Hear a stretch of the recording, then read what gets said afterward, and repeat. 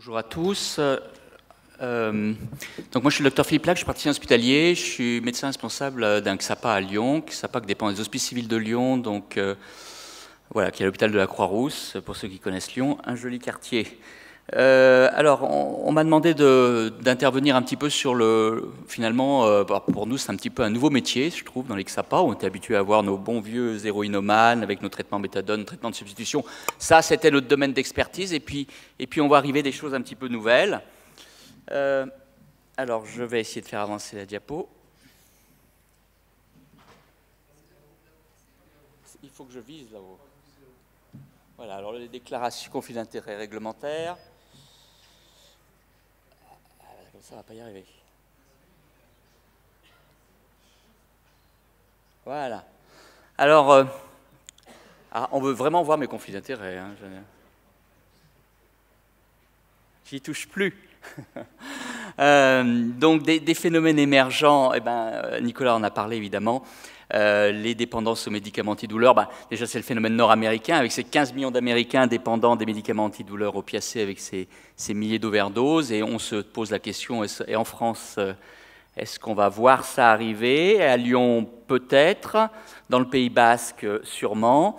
En ce qui nous concerne, nous, en 2012, à l'hôpital de la Croix-Rousse, on a pris en charge 53 patients pour des dépendances aux médicaments opioïdes, et vous allez voir que les choses sont parfois un petit peu mélangées. Ça concernait quand même 10% de nos demandes de prise en charge concernant des addictions aux opiacés. En faisant vite, on a un XAPA qui a à peu près une file active de 700 patients, dont 500 patients viennent pour une dépendance aux opiacés. Donc voilà, c'était un petit peu nouveau pour nous. Vraiment, ces déclarations d'intérêt. Voilà. Alors, j'ai un petit peu essayé de résumer là sur ce tableau sur quoi on a été confronté cette année. Alors, j'ai divisé un petit peu les choses entre les médicaments morphiniques. Je ne sais pas si on a un pointeur, je me tente. Oui. Ça, c'est relativement. Donc, j'ai divisé les choses entre les médicaments morphiniques et les codéinés. Ça me paraît relativement important.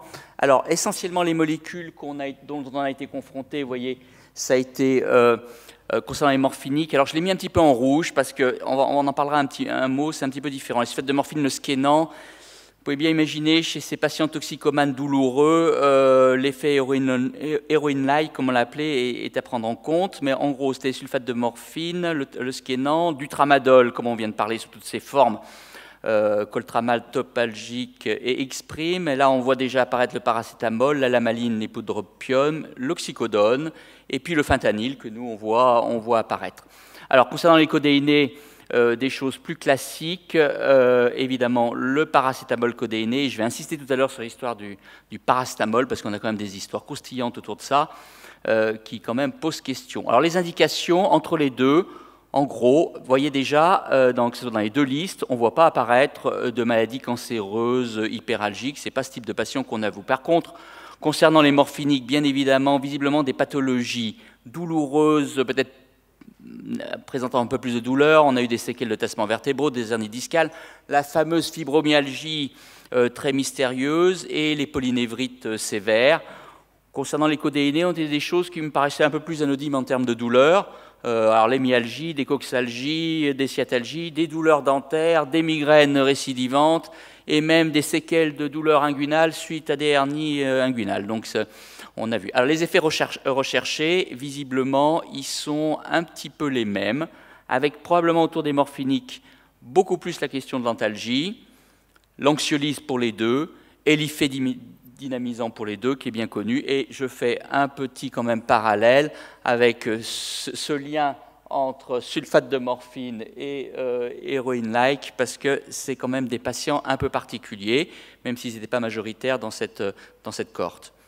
Les dommages, on va les reprendre rapidement. Qu'est-ce qu'on constatait, ces trois types de dommages? Les dommages addictologiques, bien évidemment, avec la fameuse perte de contrôle, des posologies aura-MM, éventuellement le mésusage, le syndrome de manque lors de la tentative d'arrêt, et le craving, on est bien dans la définition d'un comportement addict.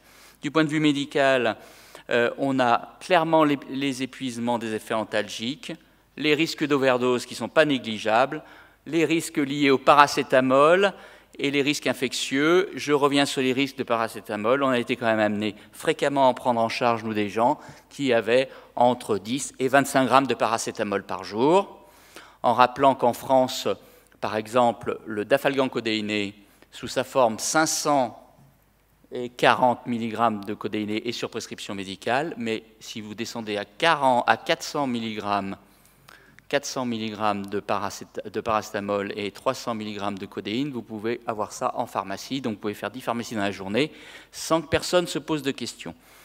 Les problèmes médico-légaux, l'assurance maladie qui commence à y mettre un petit peu son nez là-dedans, avec se posant des questions quand même sur les indications, les posologies hors AMM, etc. Et les patients sont convoqués, si ce n'est pas les médecins, avec le risque médico-légaux pour le prescripteur initial qui engage sa responsabilité, bien évidemment, en prescrivant ce type de médicaments. Quand on connaît le nombre d'overdoses aux États-Unis, si de tels phénomènes arrivaient en France, je pense que ça poserait question. Et donc, c'est les motifs de consultation, et je trouve que nous, je ne sais pas si comme dans la salle, on doit être assez nombreux, on arrive un petit peu pour éteindre le feu dans toutes ces situations qui deviennent bien complexes et qui, parfois, me donnent un peu l'impression de sortir de notre métier, puisqu'on est initialement, bon, on n'est quand même pas des spécialistes des opiacés.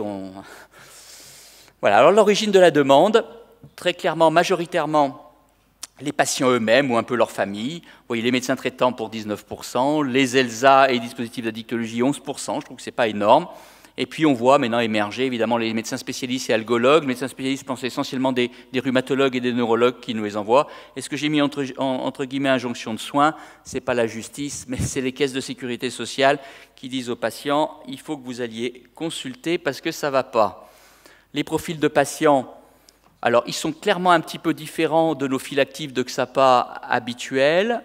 On voit là un peu plus de femmes, même si elles sont minoritaires là, un âge moyen qui est évidemment plus élevé, des patients qui, je dirais, sont plus insérés, vivant en couple avec un logement stable, un niveau d'études qui est quand même pour 28% au-delà du bac, ce qui n'est pas habituel dans des XAPA produits illicites. Par contre, c'est des gens qui ne sont pas beaucoup d'emplois, un emploi stable, vous voyez, dans moins d'un quart des cas, et surtout qui sont allocataires d'une allocation d'adultes handicapés pour plus d'un quart des cas, ce qui prouve quand même que c'est des patients qui ne se portent pas très bien. Les cofacteurs addictologiques qu'on a repérés et qui sont forcément, à mon avis, des éléments qui ont pu expliquer la perte de contrôle dans ces histoires-là, c'est qu'on voit quand même alors un tabagisme important, l'alcool, 19% probablement sous-estimé, le cannabis consommé de façon régulière aux alentours de 34%, l'héroïne, vous voyez qu'il est important, 20%, alors là, c'est très clair, c'est probablement le biais lié à ces patients sous skénant qui sont à la fois dans une pratique de skénant à visée substitutive, entre guillemets, et antidouloureux, les benzodiazépines, la cocaïne, les amphétamines. Donc on retrouve des éléments addictologiques évidents. Les antécédents psychiatriques de ces patients, ils sont quand même relativement importants, je trouve. Vous voyez des antécédents d'hospitalisation psychiatrique pour plus de 30%. Il en est de même des antécédents de tentative de suicide, que ce soit avant la dépendance à ces opiacés ou après. Des troubles psychotiques identifiés pour 15%, des troubles anxio-dépressifs à 40%, et surtout des traitements psychotropes associés et là prescrits, des anxiolytiques dans plus de 40% des cas, des antidépresseurs un quart des cas, et des neuroleptiques, et là on entendait bien, des antipsychotiques dans 19% des cas. Et puis surtout, ce qui est relativement intéressant, c'est que ce sont des patients, quand ils arrivent à nos consultations, ils ont déjà un suivi psychiatrique régulier dans près d'un quart des cas, car ils sont passés, vous allez le voir, de l'algologue au psychiatre pour finir à l'addictologue. Je trouve que c'est des prises en charge, et je ne sais pas si vous en conviendrez, parce que vous allez voir que je n'ai pas beaucoup de solutions à tout ça, mais je n'en avais pas la prétention, des prises en charge bien complexes. Tout d'abord, je pense que du coup, on se retrouve avec des choses qui sont très différentes de nos usagers de drogue. On a déjà à revenir et objectiver la douleur, sans jamais la nier, bien évidemment, et revenir sur le bilan somatique, donc se remettre en lien avec le médecin somaticien qui est en charge de la problématique douloureuse. Les répercussions psychiques sont à évaluer, évidemment, avec les interactions de la douleur et de la souffrance psychique. Et puis, je reviendrai rapidement sur l'épuisement de l'effet antalgique des opiacés, en sachant que là, on va être très clairement dans la théorie des processus opposants, c'est-à-dire les opioïdes peuvent à la fois activer des systèmes inhibiteurs antinociceptifs et des systèmes activateurs pronociceptifs, et là, on est dans ce que Nicolas a parlé tout à l'heure, l'hyperalgie induite par les opiacés, qui se caractérise par une sensibilité accrue aux stimulus douloureux, c'est l'hyperalgie, mais aussi aux stimuli non douloureux ou bien bénins, on appelle ça l'allodynie. Et vous voyez sur ce schéma que j'ai pris d'un article très intéressant, je vous invite à le lire, je crois que c'est fait par un algologue, qui reprend, on voit la tolérance à la douleur qui s'épuise petit à petit, et donc par ce phénomène d'hyperalgie induite par les opioïdes. Et on a ça à prendre en compte, parce que c'est quand même très complet, on est au-delà du phénomène de tolérance classique des opiacés dont on était. Alors, tout l'intérêt, et Nicolas en a parlé tout à l'heure, l'intérêt éventuellement de la rotation des opiacés, qui est bien connu chez les algologues, mais aussi la question du sevrage, comme ça vient d'être écrit. On a évidemment à prendre en compte la question addictologique et la perte de contrôle, et puis, dans un certain nombre de cas, l'effet de traitement de substitution, principalement chez des patients qui ont eu des antécédents de dépendance aux opiacés illégaux et qui sont, à mon avis, des facteurs de risque de développer des dépendances par rapport à ça. Les modalités de prise en charge nous concernant, ils sont résumés sur ce tableau. Vous voyez peut-être alors un effet centre. Concernant les patients sous morphinique, et on a mis dedans les patients sous tramadol, que j'avais mis comme dépendants des morphiniques, on a plutôt, voyez-vous, choisi des traitements de substitution par la méthadone, la buprenorphine à sa place. J'ai appelé ça des réductions de consommation, c'est des possibilités de revenir à des posologies plus raisonnables et justement dans le cadre de répondre à l'hyperalgie induite par les opiacés et un certain nombre de perdus de vue. Concernant les codéinés sous toutes ses formes, ça a plutôt été des traitements de substitution à buprenorphine souvent associés à naloxone. On n'a pas été dans des réductions de consommation car dans beaucoup des cas, je vous assure qu'il y a du paracétamol au milieu qui nous faisait très peur. Avec un certain nombre de perdus de vue quand même, vous voyez que c'est pas anodin, on n'a pas ces chiffres-là chez des héroïnomanes qui sont assez fidèles à nos dispositifs de soins. Alors pourquoi la méthadone chez les morphiniques? On en a parlé tout à l'heure. Je pense que la méthadone a vraiment sa place là dans la question des morphiniques parce que, comme vous le savez, c'est un agoniste puissant des récepteurs mu et delta. Et c'est un agoniste des récepteurs glutamergiques, le NMDA, et qui sont des récepteurs qui sont impliqués dans le maintien de la douleur. Et donc, c'est d'ailleurs pour ça qu'actuellement, la méthadone va probablement avoir dans quelque temps l'AMM dans les douleurs résistantes. Aux États-Unis, c'est le cas.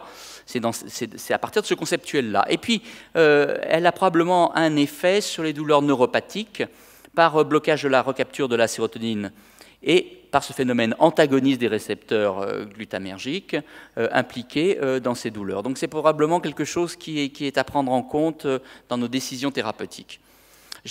On m'avait proposé de faire un cas clinique rapidement qui illustre quand même la difficulté de la prise en charge de ces patients. Donc là, on a été amené à prendre en charge un homme de 61 ans qui est adressé par son médecin traitant pour une dépendance au fentanyl transmuqueux. C'est le fameux Effentora, c'est donc de la morphine d'action très rapide. C'est un monsieur qui présentait une polyneuropathie sévère sensitivo-motrice des extrémités apparue à l'âge de 48 ans, avec un bilan étiologique dans un service spécialisé totalement négatif. Les conséquences ont été très rapides pour lui. Dès les premiers symptômes, il n'a pas pu travailler, il est en invalidité, syndrome anxio-dépressif, troubles cognitifs, etc. Les traitements antalgiques, c'est un monsieur sans antécédents addictologiques particuliers, peut-être une consommation modérée d'alcool, mais il n'y avait pas d'antécédents majeurs dans ce domaine-là.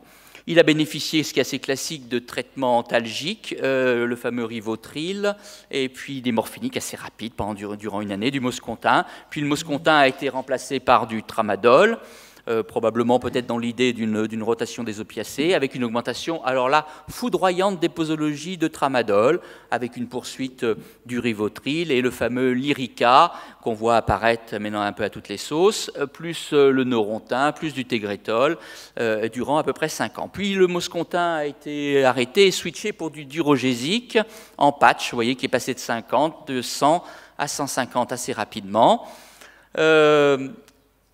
Quand à 150 ça n'a plus été suffisant, probablement lié à une hyperalgie induite par les opiacés, le médecin a rajouté de l'Effentora associé au durogésique patch. Donc, il était tout à fait hors AMM, puisque je vous rappelle que l'Effintora doit être prescrit pour des douleurs cancéreuses, en phase aiguë, résistantes à des morphiniques de longue durée d'action. Le durogésique a été arrêté devant des diarrhées un peu mystérieuses. Est-ce qu'on était déjà dans des syndromes de manque? On ne sait pas trop. Et par contre, il y a eu une poursuite de prescription d'Effintora seul. Alors là, on est doublement hors AMM, puisque l'Effintora ne doit en aucun cas, ces morphiniques prescrits seuls comme ça, seul durant 3 ans, avec une augmentation de posologie jusqu'à 3200 microgrammes par jour, ce qui est vraiment très important. Ça entraînait des épisodes de somnolence, des syndromes de manque et d'anxiété lors des tentatives de diminution, etc. Et puis surtout une efficacité très partielle sur les douleurs, nécessitant des augmentations dangereuses de posologie qui inquiétaient bien évidemment le médecin et la conjointe. Et c'est ce qui a motivé les prises en charge. Alors il y a des tentatives de prise en charge, vous voyez, je mets 3 points de suspension. Il y a eu des consultations spécialisées dans les services antidouleurs, 2 avis dans 2 centres différents, avec des essais de patch de lidocaïne. Puis évidemment, devant un peu l'épuisement de tout le monde, une orientation dans une consultation de psychiatrie avec beaucoup de réticence du patient qui ne voyait pas ce qu'il allait y faire, mais qui a néanmoins accepté un traitement antidépresseur. Alors là, c'est l'œuf et la poule. C'était la question des troubles de l'humeur liés à la douleur, etc.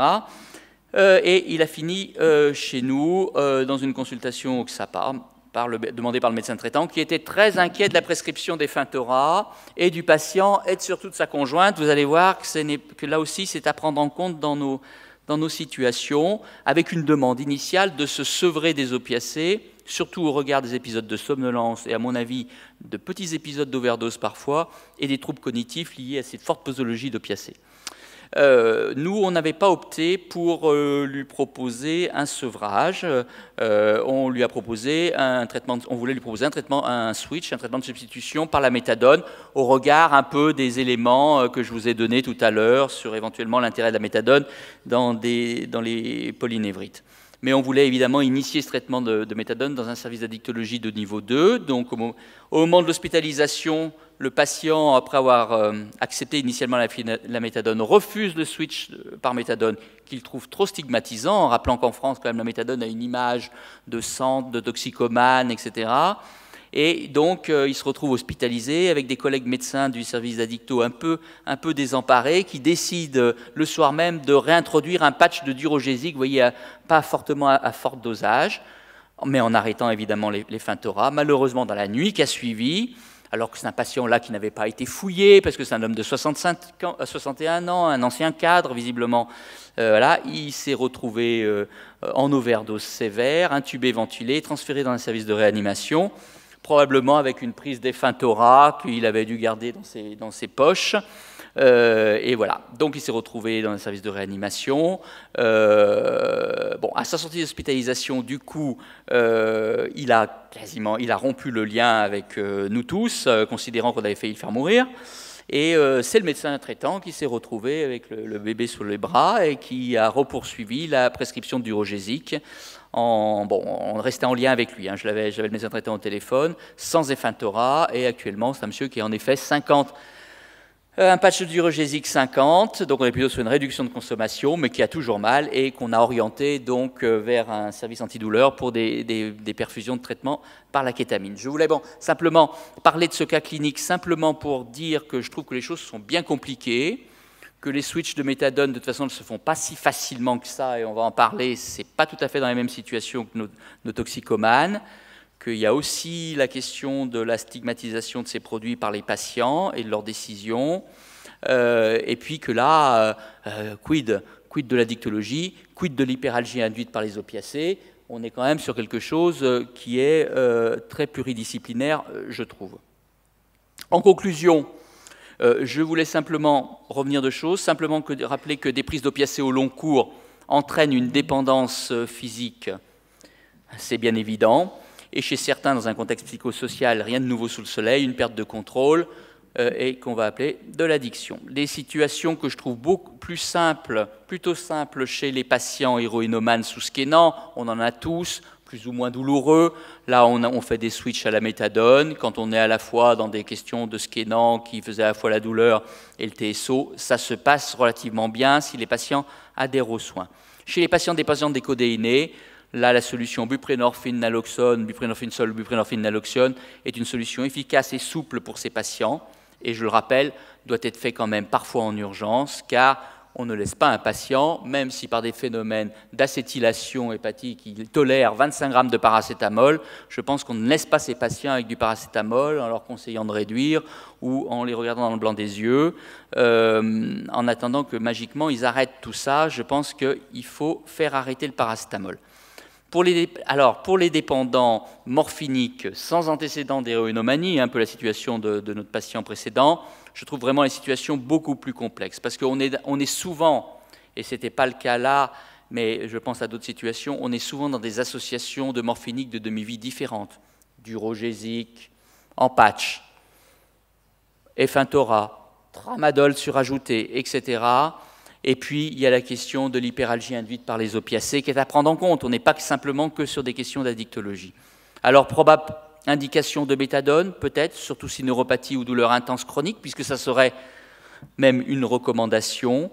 Mais alors, vraiment, à sécuriser le switch, parce que forcément, on va être comme avec nos collègues algologues qui font de la méthadone dans la douleur, avec des titrages, des équivalences, des 10 mg toutes les 4 heures en fonction, etc., des fractionnements de doses journalières. Je ne pense pas que ça se fasse en ambulatoire, pour être clair, et avec une collaboration avec l'algologue, le médecin traitant, et parfois le médecin conseil de la sécurité sociale. Quelle est la place de la buprénorphine? Il y en a probablement une, car elle est quand même plus sécurisante. Principalement, la buprénorphine est un antagoniste et un agoniste partiel et un antagoniste des récepteurs kappa. Ce sont ces récepteurs qui sont impliqués dans des récepteurs de la dynorphine qui seraient impliqués, elles aussi, dans les phénomènes d'hyperalgie induite. Donc il y aura probablement une place de la buprénorphine, mais qui serait étudiée là-dedans, puisque c'est un antagoniste des récepteurs de la dynorphine, donc cette fameuse dynorphine spinale hein, qui serait impliquée dans les phénomènes d'hyperalgie induite. Donc probablement à voir. La place du sevrage, on en a parlé bien évidemment, parce que ça peut être une bonne alternative, de la maîtrise ou réduction de consommation, et très clairement, on a besoin de référentiels là-dedans, puisque au jour d'aujourd'hui, je crois que, en tout cas moi en ce qui me concerne, je me trouve un peu en difficulté, et mes collègues du centre, un peu la même chose. C'est des phénomènes émergents, donc je pense qu'il y a une collaboration à avoir avec le Centre d'évaluation et d'information de la pharmacodépendance, les CIEP qui sont dans toutes les régions, avec le signalement des cas, qui sont les cas graves, je pense que des fortes dépendances à l'Effentora ou des choses comme ça sont à signaler et à déclarer. Et je remercie tout particulièrement Alexandra Boucher, qui est la pharmacienne chez nous du CIEP à Lyon. Je vous remercie.